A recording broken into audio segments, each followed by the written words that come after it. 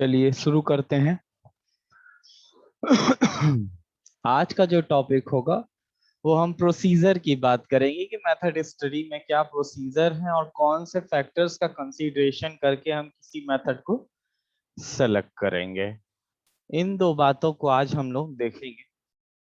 Procedure बहुत important है। अगर आपको प्रोसीजर पता है तो कोई भी मेथड स्टडी आप कर ले जाएंगे। तो एक सिंपल प्रोसीजर है, कई बार एग्जाम में इससे क्वेश्चन भी पूछे गए हैं, तो उसको भी हम लोग देखेंगे कि क्या प्रोसीजर है।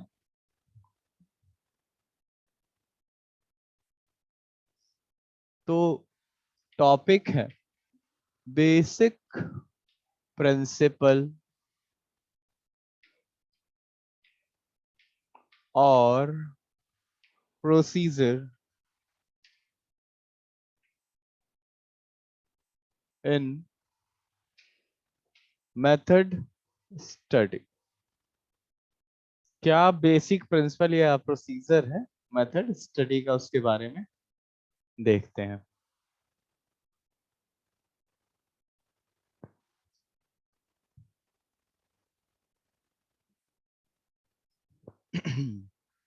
अब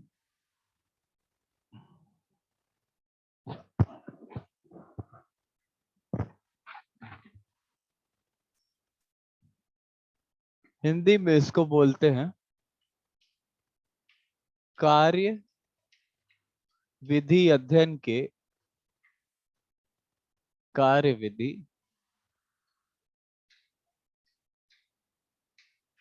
अध्ययन के मूल सिद्धांत या पद्धति।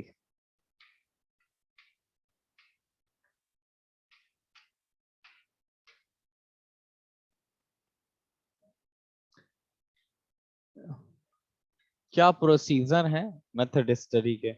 अब देखिए, कोई एक सेट प्रोसीजर किसी भी कंपनी का नहीं हो सकता है। पहले मैंने बताया कि हर कंपनी का अपना क्या होता है, प्रोसेस होता है, और उस प्रोसेस के पर डिपेंड करता है कि हम कैसे मेथड स्टडी करना चाहेंगे। हम कोई कह दे कि ये एक प्रोसीजर है, वो यूनिवर्सल इन नेचर है, तो हो सकता है उसके कुछ स्टेप्स हमें कहीं ना इस्तेमाल करने पड़े, कुछ कुछ कंपनी के कुछ प्रोसेस में वो ना इस्तेमाल करना पड़े। तो इसीलिए ये कोई हार्ड फास्ट रूल नहीं है मेथड स्टडी में कि यही स्टेप्स जो हैं वो मेथड स्टडी के भाग हैं। हाँ, अंतर इसमें आ सकता है कि जितनी भी पद्धतियां होंगी कार्य विधि अध्ययन की, उनमें सूक्ष्मता का जो है अंतर हो सकता है। अब सूक्ष्मता का अंतर का मतलब ये है कि कुछ अधिक सूक्ष्म होंगी। सूक्ष्म का लेवल जो है वो स्टडी के रिस्पेक्ट में है कि किसी में बहुत ही गहन अध्ययन हो रहा होगा, बहुत ही बारीकी से उस प्रोसेस या प्रक्रम को समझा जा रहा होगा, उसके बारे में पढ़ा जा रहा होगा। लेकिन कुछ ऐसे प्रोसेस होंगे जिनको जिनकी सूक्ष्मता कम होगी। ठीक है, तो जितने भी पद्धतियां हैं कार्य विधि अध्ययन के, उनमें सूक्ष्मता का थोड़ा बहुत अंतर होता है। अभी जो है हम लोग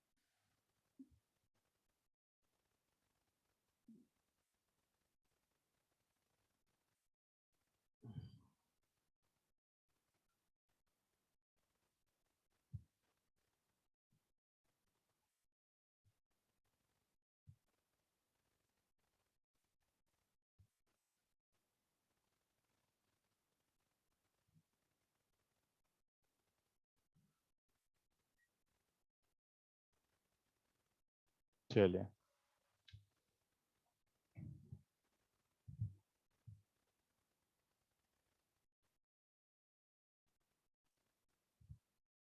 तो इसके जो मूल जो स्टेप हैं उनको मैं यहाँ लिख देता हूँ।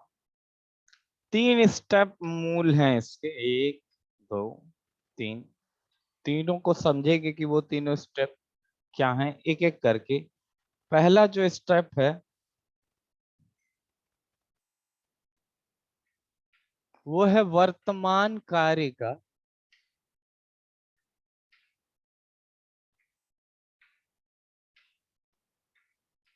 विस्तृत अध्ययन करना।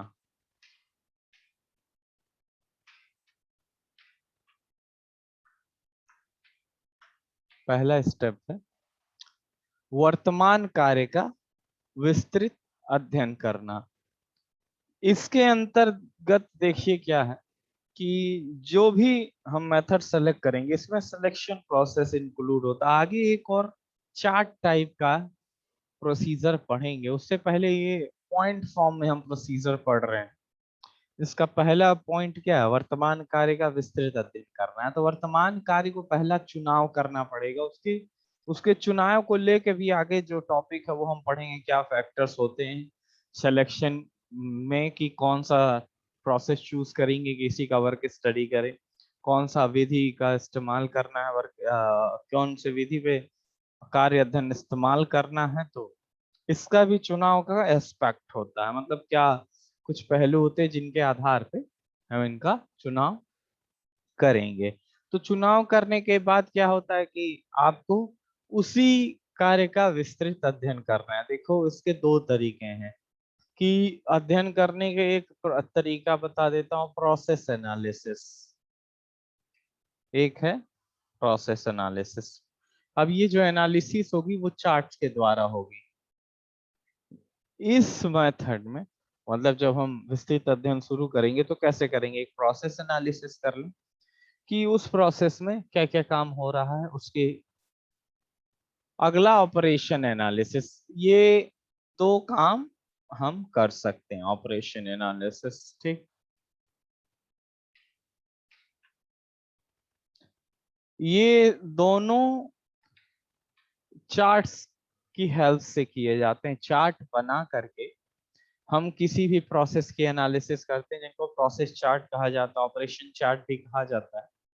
तो ये दोनों स्टडी जो है हम लोग चार्ट्स की हेल्प से करेंगे। तो ये पूरा का पूरा चैप्टर जो है ना इसमें चार्ट्स पढ़ेंगे। अभी बेसिक्स चल रहा है तो इसलिए एक्सप्लेनेशन है, लेकिन आगे जो चैप्टर में चार्ट्स की एक्सप्लेनेशन दी है, जब हम चार्ट बना बना के आपको दिखाएंगे कि कैसे कोई प्रोसेस का या फिर किसी ऑपरेशन का चार्ट बनता है, चार्ट के माध्यम से हम उसे देखेंगे। अगला जो है स्टेप है समीक्षात्मक अध्ययन करना।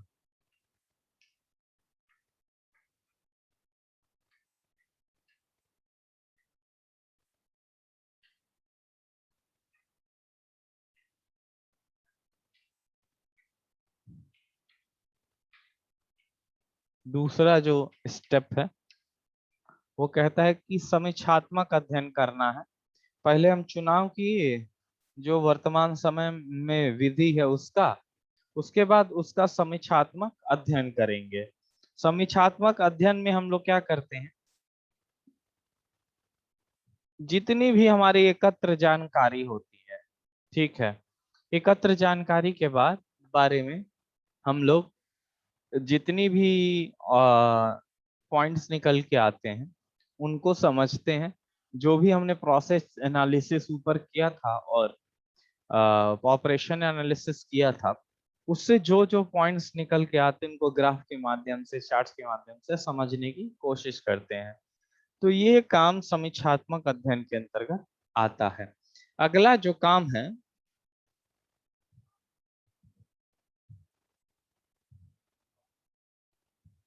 नई विधि को पूर्ण रूप से परिभाषित करना।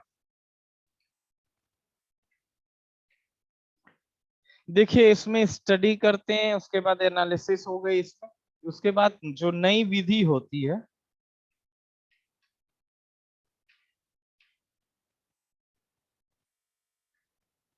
उसको परिभाषित भी करेंगे। परिभाषित का भी अर्थ मैं बताऊंगा कि क्या अर्थ है कि परिभाषित करने कहा गया है यहाँ पे।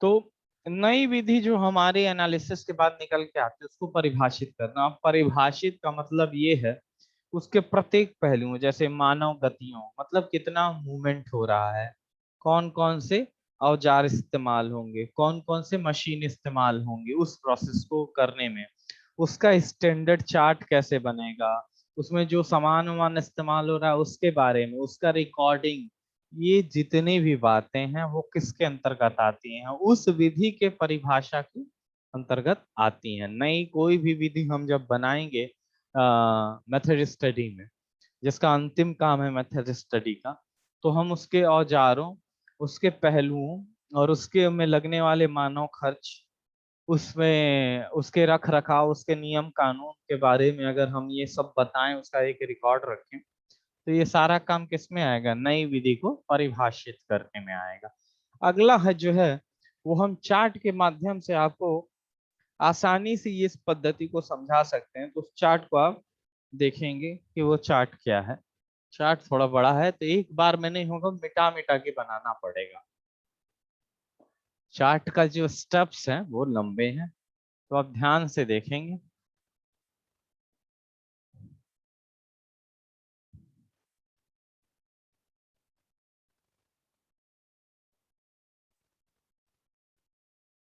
देखेंगे भी।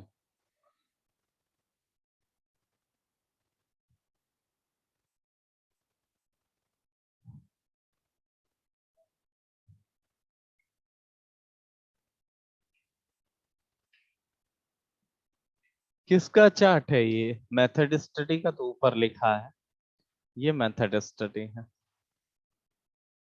अब देखिए, ये इसका पहला जो काम है वो किसका है, इधर बनाते हैं, जगह कम हो जाएगी।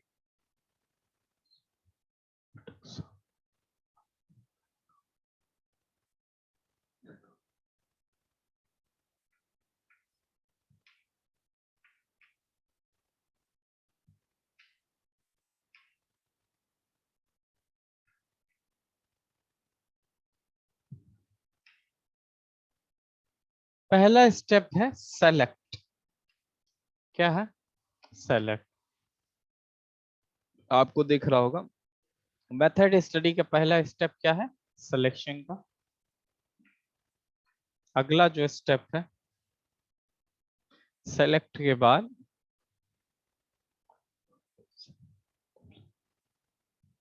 रिकॉर्ड।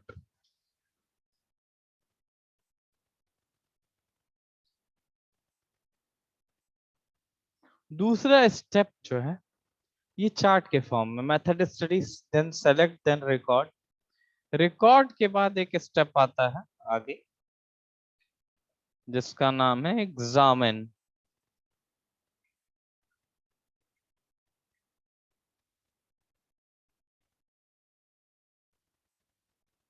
एग्जामिन के बाद एक स्टेप और आता है, देखेंगे, डेवलप। अगला जो स्टेप है वो है डेवलप का।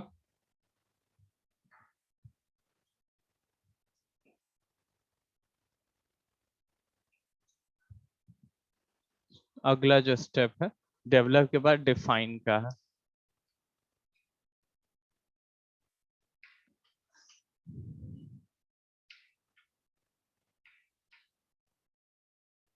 फिर डिफाइन के बाद जो अगला स्टेप है, ये देखिए चार्ट्स के फॉर्म में दिखा रहा हूं मैं, स्टॉल।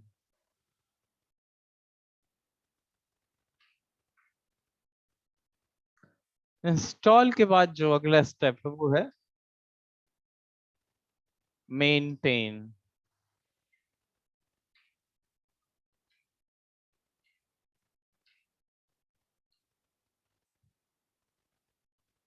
तो ये पूरे स्टेप्स हुए मेथड स्टडी का। जो एक, दो, तीसरा, चौथा, पांचवा, छठवां, सातवां बेसिक स्टेप्स हैं ये। वही जो तीन स्टेप थे ना उनको मैंने एक डायग्राम के रूप में दिखा दिया, उसको कीवर्ड्स दे दिए हैं, यही एक अंतर है। बाकी ये सारे के सारे उन्हीं तीनों के क्या हैं, हिस्से हैं, उनसे ये अलग नहीं है।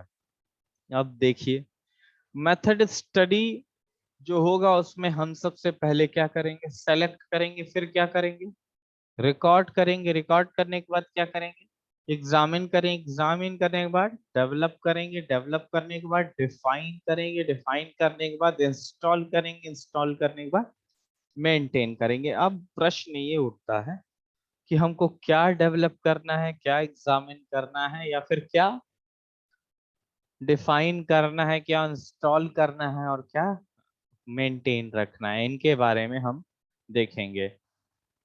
तो मेथड स्टडी क्यों किया जा रहा है, जो ये बॉक्स है ये क्यों किया जा रहा है, अब तक आप समझ गए होंगे कि जो ये पहला वाला बॉक्स है मेथड स्टडी, वो किया गया है। तो आपको मैं बता दूं, मेथड स्टडी हम क्यों करते हैं कि किसी प्रोडक्शन को क्या करना है, इम्प्रूव करना है, उसमें बढ़ोतरी लानी है, उसके प्रोडक्टिविटी में इंक्रीमेंट करना है। तो इसी के लिए मेथड स्टडी। तो इसको अगर एक्सप्लेन करना हो मेथड स्टडी को, तो इसको लिखेंगे टू इम्प्रूव प्रोडक्शन। यहाँ क्या लिखाएगा, टू इम्प्रूव प्रोडक्शन। इस बॉक्स का मेन एम क्या है कि to improve production. Method study क्यों कर रहे हैं, प्रोडक्शन को इंक्रीज करने के लिए। अब अगला जो है वो है सेलेक्ट का। क्या है कि आपको सेलेक्ट करना है। अब किस चीज को सेलेक्ट करना है वो आप देखेंगे। अब सबसे पहला जो पहलू होता है किसी सिलेक्शन में, वो हमें पर्सनली हमें भी लगता है और सभी को लगना चाहिए कि किसी भी कार्य को सेलेक्ट करना है कि उसका वर्क स्टडी क्यों करेंगे, तो पहला पहलू वर्क इकोनॉमिक हो सकता है, मतलब पैसे से रिलेटेड, मतलब उसमें पैसा अधिक लग रहा है और उसको हमको क्या करना है कि उसमें सुधार करना है जिससे पैसे कम लगे, नुकसान कम हो।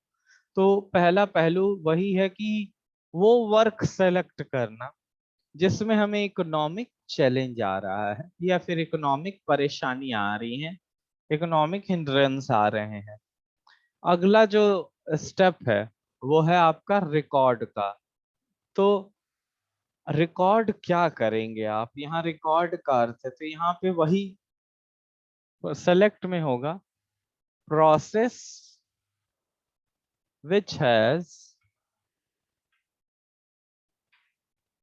Economic challenge. जिस प्रोसेस का इकोनॉमिक चैलेंज है वही आपको सेलेक्ट करना है। रिकॉर्ड में क्या करेंगे, तो जॉब की जो भी डेटा है, उस ऑपरेशन या उस जॉब या उस प्रोसेस की जो भी डेटा है उनको क्या करना पड़ेगा, रिकॉर्ड। तो रिकॉर्ड उसके जितने भी रिलेटेड डेटा है उनको इकट्ठा करना ही क्या कहलाएगा, रिकॉर्ड। एग्जामिन जो डेटा हमने इकट्ठा किया है, कहाँ किस वाले रिकॉर्ड वाले सेक्शन से, उसको हम क्रिटिकली एग्जामिन करेंगे।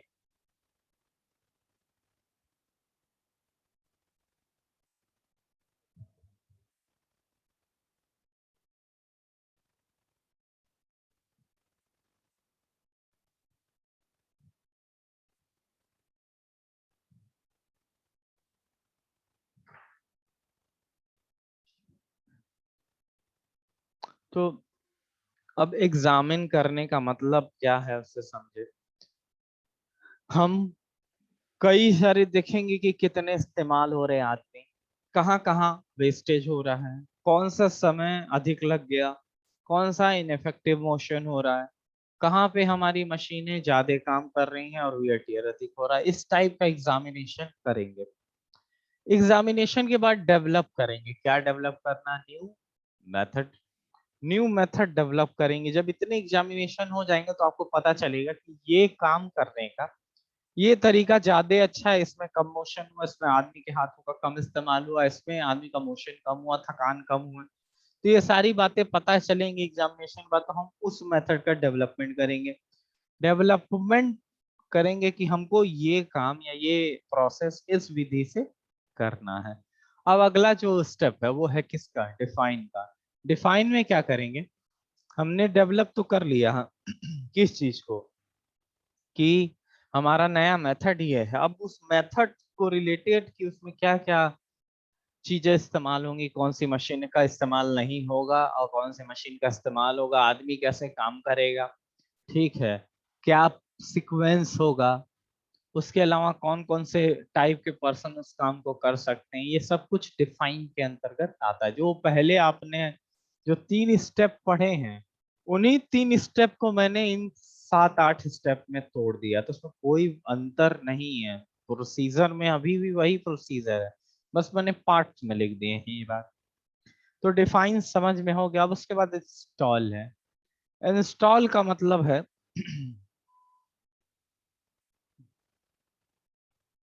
कि हम उस मेथड या प्रोसेस को अपनी कंपनी में शुरू करेंगे। शुरू करने का मतलब यह है कि उसको ऑपरेशन में ले आएंगे, उसको लेआउट के अंदर वापस ले आएंगे, उसके लिए लेआउट बनाएंगे, और उससे रिलेटेड उसके स्टार्ट में जो भी काम है उसके लिए करेंगे। वो इंस्टॉलेशन का भाग होगा। इंस्टॉलेशन का बाद होता है मेंटेन। मेंटेन बहुत बड़ा काम है। कुछ भी बना तो लेंगे, लेकिन अगर उसे मेंटेन नहीं करते हैं तो वो डिग्रेडेड होता है। मेंटेन का मतलब वो उसकी जो डिजायर्ड रिक्वायरमेंट है, जो उसकी मांगे हैं, उसको क्या करना पड़ेगा, उस के लिए, उस विधि के लिए पूरा करना पड़ेगा। तो मेंटेन करना बहुत जरूरी है। अब देखिए जो अगला, मेंटेन में आपको समय समय पे ये भी ध्यान देना रहता है कि जो हमारा डिजायर्ड काम था वो पूरा हो रहा है कि नहीं, तो उसको रेगुलर इंटरवल पे चेक करना पड़ता है। तो यहां से आप देख सकते हैं। अब मैं इससे रिलेटेड कुछ, कि आपको कैसे लिखना होगा, कि सिलेक्शन के बारे में, रिकॉर्डिंग के बारे में, एग्जामिनेशन के बारे में, तो मैं सारी बातों को एक एक करके आपके सामने रख रहा हूं। आप सुनिएगा, समझिएगा इस बात को, कि सिलेक्शन में क्या होता है, कि हम ऐसी कार्यविधि का क्या कर रहे होते हैं, चुनाव कर रहे होते हैं जिसमें सुधार करके हम आर्थिक फायदा प्राप्त कर सकें। तो जो सिलेक्शन का वो वाला दिख रहा है लास्ट में, सेलेक्ट का है, उसका यही काम है। ठीक है। अब एक और काम है कि हम सिलेक्शन जो है वो इस बेसिस पे भी करेंगे कि उस काम में मजदूरों को थकान कितनी हो रही, उत्पादन का लागत तो कहीं अधिक नहीं लग रहा है, उत्पादन की लागत को क्या किया जा सके, उस विधि में कम किया जा सके, और मजदूरों के थकान को कम किया जा सके, और वो एफिशिएंसी में वृद्धि की जा सके। तो ऐसे सिलेक्शन को करेंगे। हिंदी में सिलेक्शन को बोलते हैं, या सेलेक्ट को बोलते हैं चुनाव करना।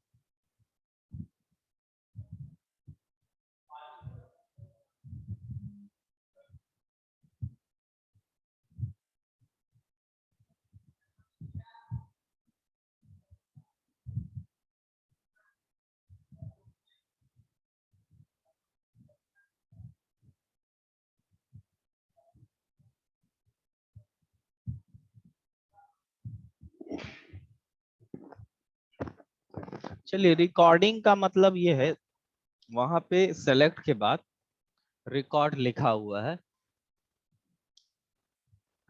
अब रिकॉर्डिंग का अर्थ ये है कि जो विभिन्न चार्ट थे आपके, उन चार्टों की माध्यम से हम क्या करेंगे, कि जो भी हमारा प्रोसेस है उसके बारे में डेटा इकट्ठा करेंगे। ये किसके अंतर्गत आता है, रिकॉर्ड के अंतर्गत आता है। ठीक है। अगला जो स्टेप है डिफाइन का, रिकॉर्ड को हिंदी में कहेंगे कि तथ्यों को एकत्रित करना है, या रिकॉर्ड, जो भी आपके डेटा है उनको रिकॉर्ड करना है। अब तथ्यों का मूल्यांकन एग्जामिन के अंतर्गत आता है। एग्जामिन का अर्थ होता है मूल्यांकन करना, कि आपको उसका मूल्यांकन करना है।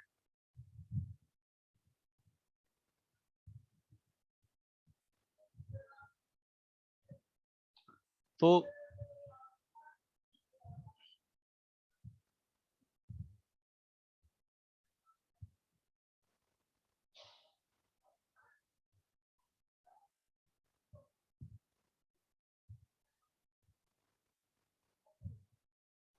ठीक। अब मूल्यांकन कैसे होगी? जो भी हमारे चार्ट थे, ग्राफ थे, जो डेटा कलेक्ट हुआ था, उन डेटा से क्या पॉइंट्स निकल के आ रहे हैं, वो किसके अंतर्गत आता है? एग्जामिन के अंतर्गत है। हिंद और डेवलप का मतलब हिंदी में होता है सर्वोत्तम विधि को विकसित करना, या फिर विधि विकसित करना ही डेवलप का हिंदी होता है। ठीक है। इसके अंतर्गत क्या करेंगे? मूल्यांकन के आधार पर, ठीक है, हमने ऐसे विधि का निर्माण करना है जो क्या हो, किफायती हो और जिसमें मूल्य कम लगा हो, सरल हो, एफिशिएंट हो। इस विधि का हमें डेवलपमेंट करना होता है। अगला जो पॉइंट है कि उस विधि को परिभाषित करने का, डिफाइन का, जो देखिए वो ऊपर इस साइड में आपका ये वाला दिख रहा है, ये डिफाइन का। ठीक। तो डिफाइन में आप क्या करते हो? उस विधि में जो उपकरण, सामग्री, पद्धति या फिर जो भी क्वालिटी इंस्ट्रक्शंस है, उनको आप क्या करते हैं? उसमें मेंशन करते हैं। ये डेफिनेशन प्रोसेस का हिस्सा है। अगला जो है वो है कि इंस्टॉल करना है उस बेस्ट मेथड को। हिंदी में इसको बोलते हैं स्थापित करना। इंस्टॉलेशन का मतलब क्या है? कि स्थापित करना है आपको।